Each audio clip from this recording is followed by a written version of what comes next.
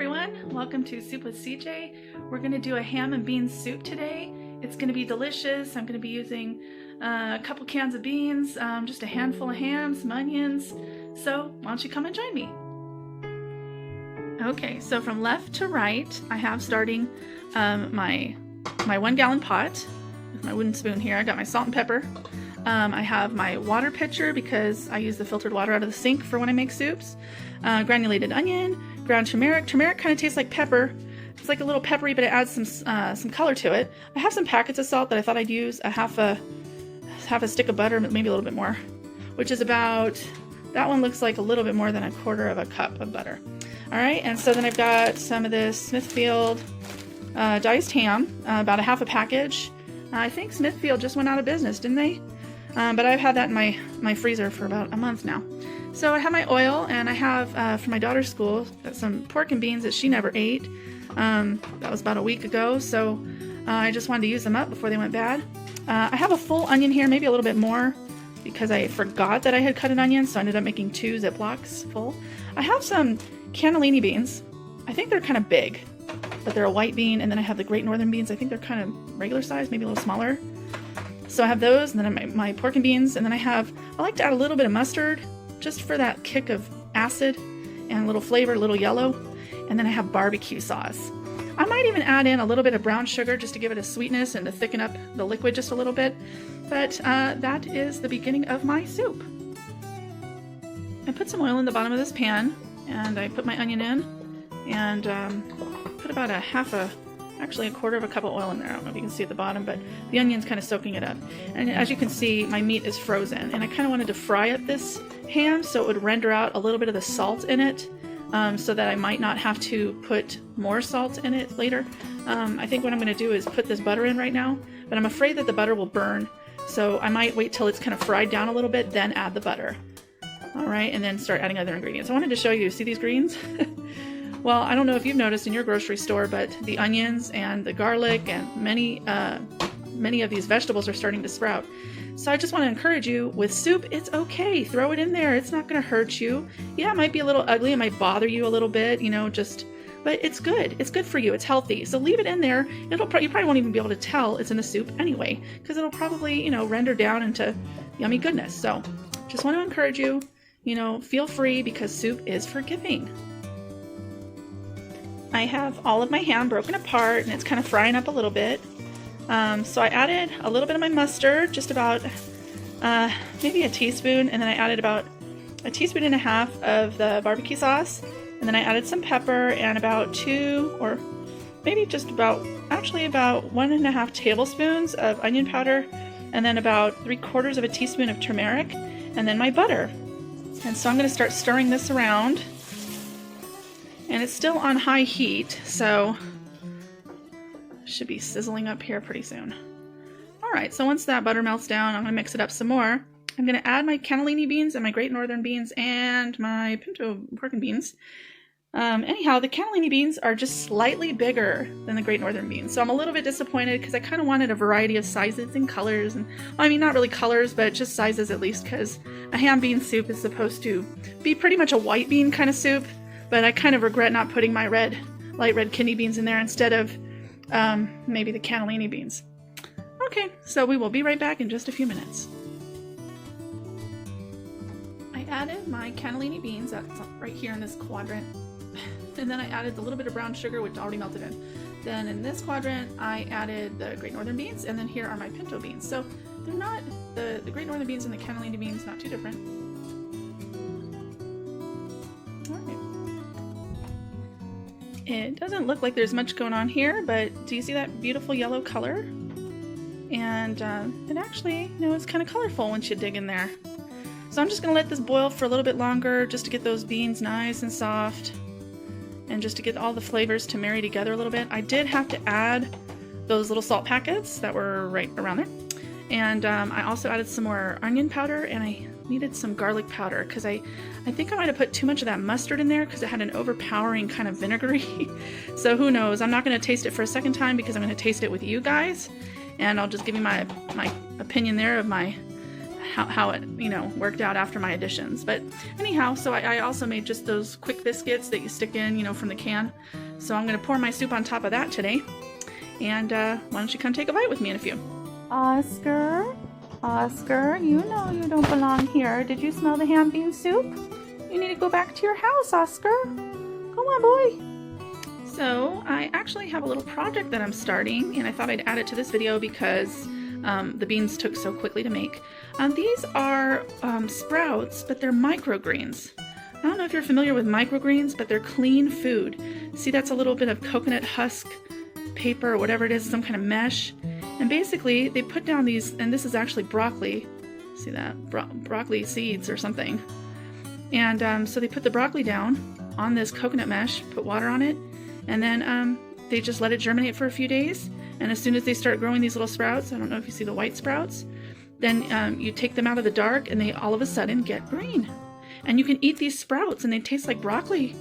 And, you know, I guess because they are broccoli, but anyhow, pesticide-free, herbicide-free, and it's actually called clean food, clean eating. So I was thinking about doing this with some of these seeds that I bought. I have mustard seed, celery seed, flax seeds, dill, and what is that? Sesame seeds, and also, oops, here we go, and anise. Oops, there we go. Anise seed. Anyway, yes, Oscar, you need to go home, buddy. Okay, so I wanted to show you what I did. I basically got a cardboard box and I started, I cut it, these little squares out here, and then I wrapped them in this plastic wrap, because what I'm going to do is I'm going to put, I made two of them. I made two of these little guys. So what I'm going to do is I put one of them in here in this plastic bag that I cut up already. The other two sections that I took out of the plastic bag are right here and right here. And so I got this box knife here and I made little slits. See that? About 8 slits. And basically I got it wet with water. So what I'm going to do is I'm going to put one of these seeds on there. I'm thinking celery seed. And then I'm going to place this right on top of this. And then I'm going to kind of like cup it up. And I'm going to place it in here. Oops. It's hard to do this one-handed. Place it in here carefully. And then I'm going to put this one on top of this. Anyhow. Okay, so do you get the picture there? So I'll be putting the seeds on here. Then I'm going to be putting that paper on this. And then I'm going to be putting this on top of that after I put this whole thing like a taco kind of and put it inside this bag here. And then I've got to put this bag, when I'm all done, into a bigger bag, fold it up, and then use that little chip clip to keep it dark, and then I'm going to stick it in a cabinet somewhere. So I'll let you guys know the progression of that, okay? All right. I decided to use mustard seed, and I got this little bottle right here, and I used this little auger to punch holes in this bottle cap so that I could water it without spilling all the mustard seeds everywhere. So I'll just show you real quick. You gotta turn it fully upside down and just kind of sprinkle it. And so I'm gonna transfer it over. We'll see how it goes. All right, so I have pushed this little carafe I made into this paper bag right here. And I kind of spread out and pushed onto the sides the mustard seeds because they kind of pooled toward the middle. So they're plenty wet in there, and I think I'm just gonna see how it goes. The reason why I used the coffee filter was that so I can easily just kind of pinch it and pick it right up out of there once it has grown into the sprouts. Because I do want to give these away as presents or whatnot, and I just kind of wanted to make it eco-friendly and anyway, and cheaply.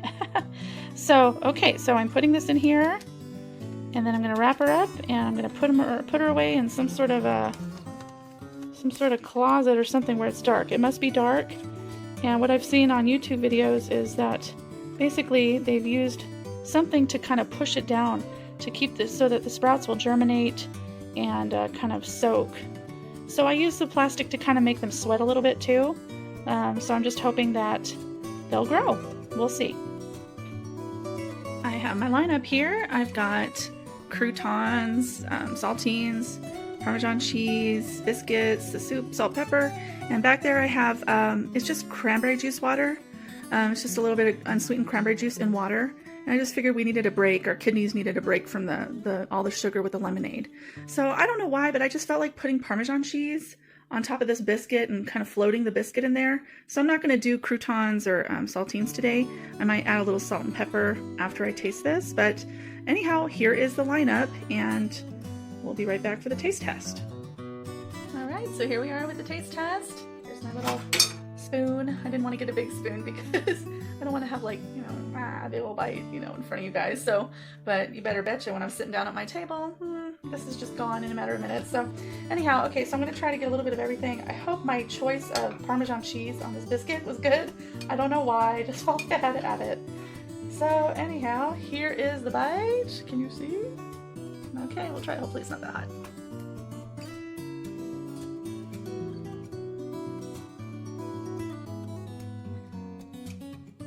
It's good. I did good. I did a good job. Needs some salt. Needs something else too. I don't know what it is, but I'm kind of not used to bean soup. I don't really have ham a lot. You can use other things besides ham. You can use, you know, like a turkey ham, or, you know, I don't know, whatever goes good with beans. If you like bacon, maybe turkey bacon would be good.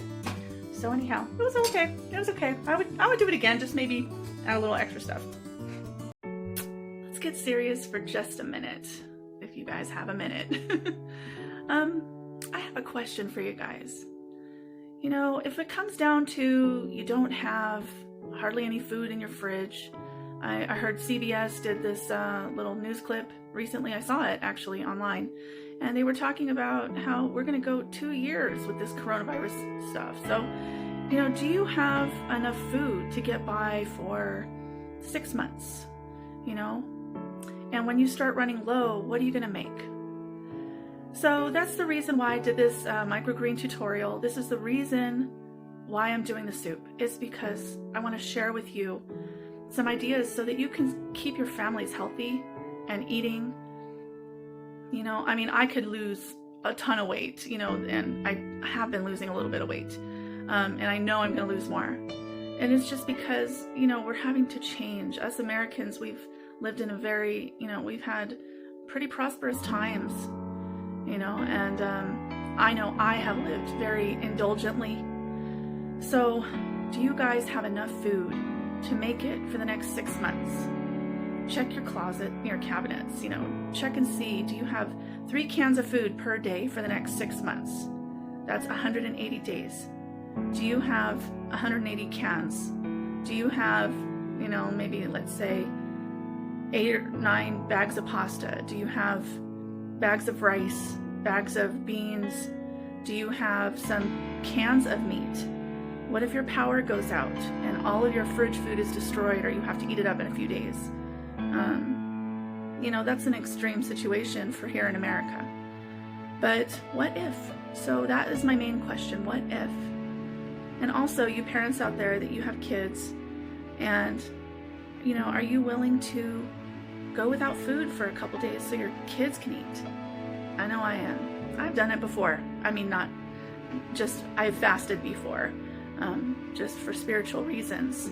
I've never had to fast so that my daughter could eat, but I'm willing to. I will do it. So just with this meat shortage, you know, plants are closing down. Walmart just, I think it's in Michigan, that Walmart recently, it was in the news today that they had 80 employees test positive for coronavirus. You know, this might be happening more and more.